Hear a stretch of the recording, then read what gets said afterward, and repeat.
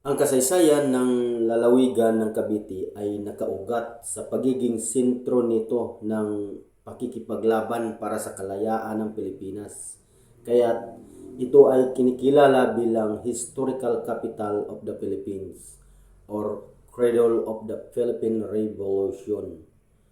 Mahalagang bahagi ng kasaysayan ng Cavite, pinagmulan ng pangalan, Kawit or Kalawit. Ang pangalang Cavite ay nagmula sa salitang Tagalog na kawit or kalawit na tumutukoy sa hugis kawit.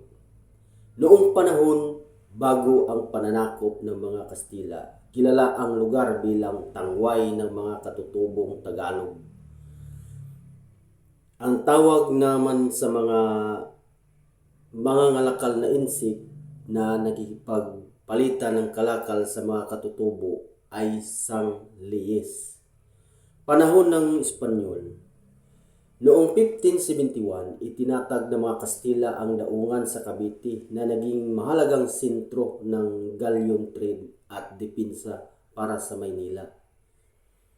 Noong 1872, January 20, 1872, Cavite Mutiny.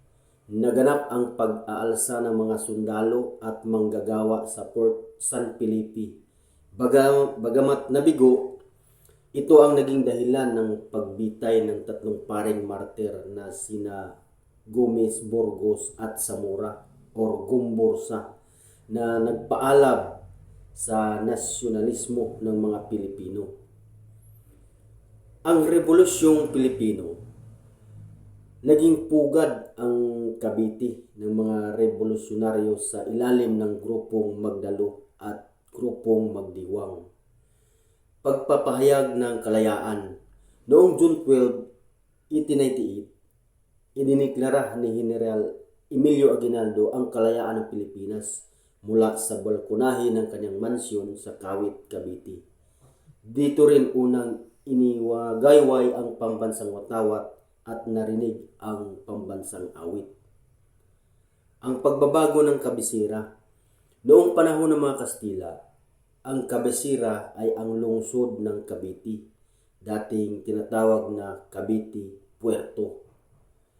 At noong May 24, 1954, sa bisa ng Republic Act number 981, inilipat ang kabisera sa lungsod ng Trece Martires na ipinangalan sa 13 martir ng Cavite, Cavite City.